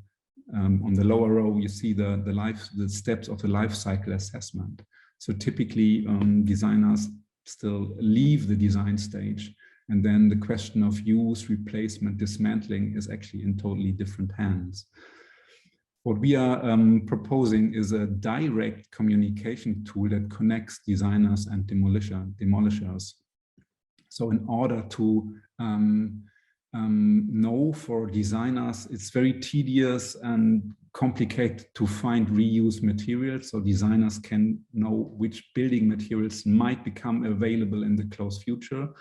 But it's actually a two-directional tool, because the idea is also that demolishers for specific projects already know how to take buildings apart and how to cut them in specific parts that can directly be used without kind of additional kind of waste. In terms of circular design, I think another important role is to envision circular futures. In the transition to circular futures, it seems difficult to persuade people by policies or facts, but people can be enticed through perspective. In this, storytelling and imagination are crucial tools. Storytelling and imagination are strongly linked to design, to the design kind of realm. So the focus is on scenarios, alternative hypothetical futures that reflect different perspectives on past, present, and future development, which can serve as a basis for action, that can inspire, that envision alternative futures, make them tangible and discussable, help aligning diverse stakeholders around a shared vision, and that can tackle the challenges ahead. This is one example how the circular future might look like, and there's a lot of agreement that it might be modular, bio-based, and climate positive. But I would argue that we maybe also have to look at scenarios that are maybe more radical, that challenge also, for example, our comfort levels or our consumption styles. This is a very kind of provocative example by Realities United, where they actually free architecture from the tyranny of the enclosed air-conditioned spaces and propagate that we should invest more into closing instead of insulation. I mean, I don't see this as a potential solution, but I think it as a good example to maybe open up our minds about potential solutions to find. Another interesting example is by the environmentalist Julia Watson, who suggests that indigenous kind of technologies could change the way we design cities. And for example, this is in Calcutta, like a wastewater kind of aquaculture that cleans the sewage out of the city. In the Netherlands, we have one of the highest amounts of living area per capita in Europe. So I also wonder what can we learn from other cultures, like for example of Hong Kong, to develop attractive living spaces that actually have less kind of spatial footprint. I'm wrapping up now with a couple of conclusions. First of all, I think it's important to pay attention to the controversies, tensions, and trade-offs that are implicated in circular design. It's important to pay attention to the goals, values, interest, and power relations that are driving particular pathways. It's important to have a broad range of stakeholders involved for negotiation and deliberation. So the call is for design-driven processes. But it's also clear that solutions cannot maybe win for everybody. So it's also important to pay attention who might gain or win from a particular kind of pathway. The key challenges of circular design are still creating new economic models and new value models, because we can technically do a lot of things already, but they are not, we cannot really finance that at the moment. So we need to become quite interventive to change that, to develop new strategies that actually also work economically and in terms of new value propositions. Little changes here and there simply will not meet the challenges ahead. I think we also have to prepare for some radical changes in our lifestyle and our behavior. But I think this does not mean sacrifice. It can bring also new or better life quality. Here designers can play a crucial role to envision them and thus bring them from the future into the present. And that's it. Thank you very much. Okay, thank you, Torsten. It is also, this was your presentation also very much inspiring and bringing many thoughts into architects' mind, especially this changing use pattern of the space is a very interesting question that we should probably raise in architectural community, because we have been using our space patterns for centuries in the same manner. So the future probably will bring different use patterns, and like questioning that as an architect ahead of time will be for our benefit of our society. So I'm looking, do we have any raised questions? Not yet. There is one appeared question. Okay, is design for circularity different from the concept of cradle to cradle? This is Michael Bitterman's question. I would say that cradle to cradle is a very specific approach within circular design. But I think circular design also implies, might also imply other kind of strategies. For example, I highlighted that we also have to address, for example, our behavior. And I think we also have to design for example, maybe I think we cannot, there is this kind of tendency that apartments getting over the years bigger and bigger, and there are less and less people living in larger apartments. And I think we, for example, this maybe is not really tackled by, for example, cradle to cradle. So for me, cradle to cradle is a specific approach within the larger frame of circular design. Okay, thank you. So now we will switch to our last presenter, YEKTA BAKIRLIODLU. Yes, YEKTA, the word is yours. You're unmuted. You're muted. I'm trying to share my screen. Just a second.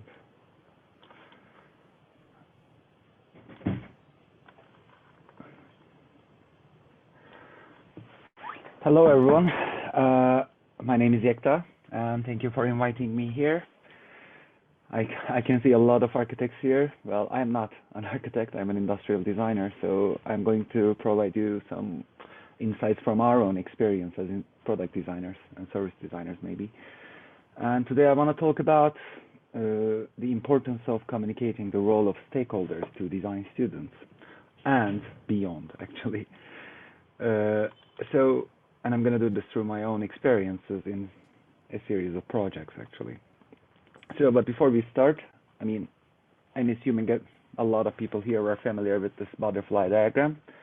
We tend to forget the biological side a lot, but I mean, this is it. We have biological and technical materials where we add value all the way down here, all onto the user. And what we as designers need to recognize is that, well, the circular economy is always initiated by the user.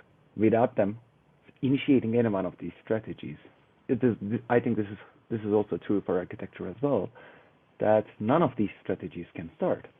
The whole economic model is very much dependent on the user. They need to initiate it. And when you look at it like that, in addition to the users, we have a lot of actors besides the user in the circular economy. These stakeholders, these actors, need to be interconnected to ensure that the value is recaptured. If one strategy fails, it should be transferred to another strategy. It can be from repair to reuse, and then to recycling and remanufacturing, or on the biological side, from different levels of cascading to biochemical extraction and then composting maybe. So this is important because, I mean, back in the day, it was very clear cut for us. We had the users, we had the producers, and we had the designers, and their relationship was very straightforward. The producer would pay the designer to design something for the user, and then produces it, and then the user ends up using it. Now we are witnessing for the past 20 years, maybe 2 decades, that the roles of these stakeholders are expanding a lot, and they're intersecting, and they're interchanging, and they're merging. We see these, for example, as user designers, where a lot of participatory design methods and tools have developed over the years. Or we see user producer examples like in the crowdfunding and crowdsourcing, where the users are actually getting very much involved in the decision making and the production process. And we see the combination of all three, where through do-it-yourselfers, lead users, makers, where they end up designing things for their own use and producing them, and maybe even creating new ventures out of them.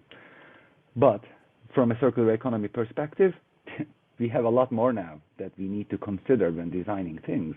We have the service providers, repair persons, waste managers, distributors, parts manufacturers, and a lot more. And also at the policy level, public institutions as well. So dealing with this, actually, when I was in Ireland as part of my postdoc at the University of Limerick, I was there as part of the circular design project. And one of the things we did, among other packages, was to develop circular design internships, which would be 4 consecutive internships building on top of each other using a collaborative action research framework. And the first one was in Ireland, so we actually ended up developing the first instance of it. So here, what we did was we adopted a co-learning approach. Co-learning is all about identifying distinct learning outcomes for all participating stakeholders. In the context of this internship, it was us, researcher educators, and the design students, and our industry partners that we are collaborating on projects. So the idea is that you need to have a different lens towards yourself here as well as a design educator, that you need to understand what you need to learn from this process. So for us, it was the real world problems of our industry collaborators, and exploring the implications for novel tools and methods that we have been developing along with them. For the design students, it was also about learning novel tools and methods and experiencing them on real world problems. And for the industry partners, it was very different because they want to actually experiment with circular economy, for example, in this case, but they kind of need a risk-free environment to experiment with them and acquire knowledge accordingly so that it doesn't really affect the sustainability of their own businesses. So what we did was, well, we had 3 teams working on 3 different briefs. They had very different foci. I mean, one of them was about material explorations. It was very specific about a certain kind of material. And one of them was about retrofitting. So it was more about a product service system offering. And the third one is about more systemic change about food waste. So I'm going to give the reclaimed material example just to show you that although the starting points of these briefs varied in terms of foci and scale, the outcomes and the emphasis on real-world applicability resulted in the development of solutions addressing all the scales. So for the material explorations brief, I mean, we were working with Momuco. It's a company. It's a leathercraft company in Kinsale, on the southern part of Republic of Ireland. So they actually do leathercraft with used sails. They take the sails off the boats and then they turn them into bags through leathercraft. And they wanted to expand their portfolio, and they wanted to explore the potential of using another reclaimed material, very much in line with their concept, which would be the used fishing nets. And they wanted to develop innovative solutions for reusing it along with leathercraft. So in the end, what we know, our interns ended up, of course, designing a series of products, a series of added value items from the fishing nets. But I mean, the key point here is that it has become more than just product designs. Rather, it became an in-depth exploration of design-led value creation and recapture loops, accompanied with a timeline of implementing such design-led circular economy business models from Mamuco. So this was a reprocessing guide that was also developed in the context of the internship, which included a market analysis, different kinds of methods and tools that artisanal and industrial material processing methods that they can utilize, and the design solutions for craft scale production as well as industrial scale production. And they also identified potential collaborators at different in different circular economy loops in Ireland, so that they can actually collaborate with them to initiate a material take-back system and reutilize it along with leathercraft. And they also made a business model suggestion and a timeline for its adoption. So this has become a lot more than, and it's not a service anymore. It's just a timeline for how the business model can evolve into something and ramp up into a circular economy business model that is design-led and focuses on value recapture.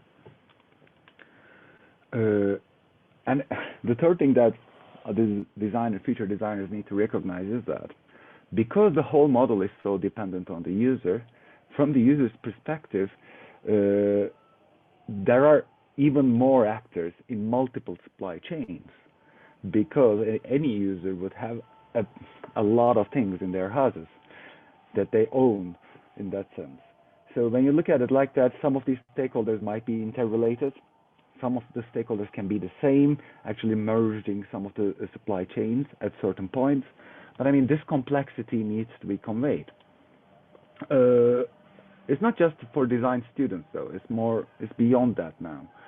So we are actually dealing with this in our Pop Machina project that I'm currently part of at Koç University in Istanbul, which is all about city-level circular economies, initiating city-level circular economies through collaborative production. So there are 7 European pilot cities, and Istanbul is one of them. And the purpose here was to focus on maker communities where they are, where the user, designer, and producers all merge. And we needed to understand the ways of connecting these existing communities with relevant stakeholders and building necessary skills, knowledge, and awareness on circular economy, and then sustain this collaboration among them so that we can actually close the loops at the city scale. So this required us understanding the capacities of existing maker ecosystem actors in the first place. Then the second part comes, where we actually initiate the city-level value recapture through a multi-stakeholder approach and through addressing the circular economy strategies on the city scale, and then engaging general public in circular making practices, because effectively they are the users in any one of the new business model and circular economy loops. They are the ones who are providing the necessary materials to initiate any one of these loops in the first place. So the second part was all about effectively engaging a wide range of stakeholders, including the general public. So in that sense, we of course started with exploring the skills and capacities and needs of the maker ecosystem actors. So we looked at the different types of stakeholders, and we noticed that generally these kinds of things were more administration-led in Istanbul. And then when we looked at the maker ecosystem actors, we saw that fabricating was of course the most utilized type of action. But we also see a interesting thing that these were not really shared, or the lines were the stakeholders were not connected. And when we looked at the visions of Istanbul ecosystem actors, we noticed that urban development was actually quite important for Istanbul, whereas social cohesion didn't really fare that important for the participants. When we delved deeper into their needs, we noticed that, well, culture of collaboration was the most important thing that they need to acquire in the first place. They need to find ways about communication amongst themselves. They need to be able to share their projects so that everybody has an idea about what everybody else is doing, or at least they should be able to find out about other projects happening at the local scale. And then they need to actually have a code of conduct, if we would, about initiating collaboration with non-makers so that they can actually realize their ideas and engage the local community accordingly. And for all of this, they need to be able to create visibility of their activities. So this is what the designers and makers needed to recognize in the first, and also that a local circular economy requires highly involved local collaborators. And when you look at it like this, actually none of these are directly related to any circular economy practices. They do not involve novel techniques, equipments, or resources. These are about connecting the dots for initiating and sustaining local circular economy loops, so that they can actually involve the necessary stakeholders to close the loop in the first place. I am saying learning here because it's not something teachable from our side, at least not yet in that sense. In the absence of such alternative collaboration among varying stakeholders of different circular economy loops, our role as design educators is not to impose a certain specific way of enacting circular economy, but rather assisting in the exploration of potential links for novel city-level circular economy loops. And we don't exactly know what they are. We haven't explored it. This is why the activities of the pilot cities actually puts emphasis on engagement of varying stakeholders and citizens to explore and learn about these alternative loops and realize them. So that is why we focus our attention on collecting the future visions for a city-level circular economy from the citizens, and then we connected them with activity ideas from various maker ecosystem actors, and we brought them together in co-design sessions where they can actually collaborate on connecting various activities and how they can feed into each other. Of course, due to the pandemic, the pilot activities are actually a little bit delayed, but it has recently started in all 7 pilot cities, and we are excited to see the results, and we hope to share it with everyone, with the academic community soon. The final thing that the designers need to recognize is that, well, the users can actively participate in the circular economy loops through adopting more than user roles. We are actually going at the very beginning of the presentation here. I'm saying that because, well, end users, prosumers, and makers are capable of doing more than just initiating the circular economy practices. And in the face of such complexity, as we see here, they might even choose to do so instead of trying to understand the whole circular economy loops, trying to find out which stakeholder to actually reach out to. Instead, they can carry out those practices and close the material loops themselves. We see examples of this in repair cafes or iFixit or sharing economies. Or they can enable those practices. We see examples of lead user innovation and social entrepreneurship a lot over the past couple of decades. And they can actually collaborate amongst themselves to ensure that the circular economy practices are achieved and value is recaptured. So I wanted to actually implement this into, I am teaching the design management course, that is a final year course at the Department of Industrial Design. So I wanted to implement this kind of thinking into the design management course. Well, the course normally introduces new product development processes and managing the design process. It is now a highly reflexive course during which the students are creating their personal approaches to design brief development, design processes, and their level of involvement. And then I actually ended up including new concerns into this design management course so that we can all together explore how design management for sustainability can be done, how collaboration can be managed, and what would be the new roles of designers amongst in that alternative design process, and how it would actually play in the big picture. That is why I call models of innovation and transition. They need to understand their roles in the larger picture, not just their own roles, but their design project, the outcome, and how it would actually play with all other stakeholders in a larger perspective. So we kind of explored how these can be incorporated in the design briefs and the design process throughout the semester. And I say explore since I'm exploring it myself. I'm actually going to reference Olga's presentation there. We need to do more exploratory research. Well, she used experimental wording, but I'm saying exploratory. We need to explore the new roles of designers at the micro level, because all these ideas need to be enacted and happened at the micro level in the first place so that we can enable them.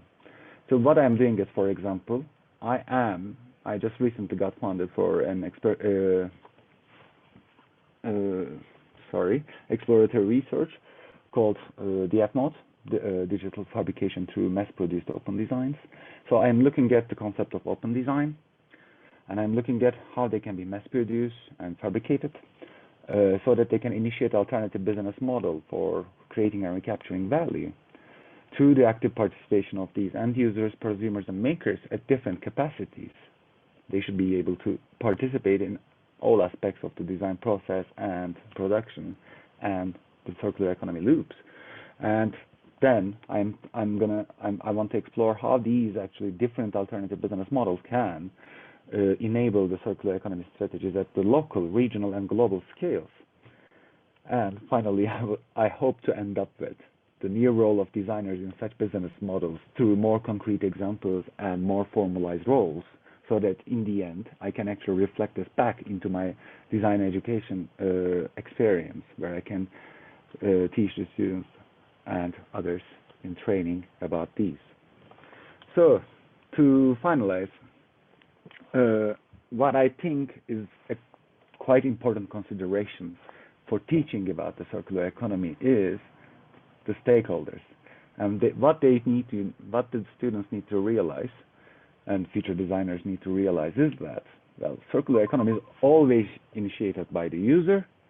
It involves many actors besides the user, and from the user's perspective and in real life, there are multiple supply chains that involve even more actors that are probably connected or not connected, and we need to draw the lines among them. But we also need to think about the more than user roles and possible ways of actively encouraging active participation of the users in the first place, and we need to convey them. We need to explore these alternatives and convey them to the students. So thank you very much.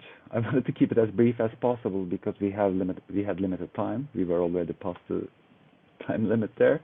But if you want to check out the projects I talked about, here are the links, and I would be happy to answer some questions if there are any.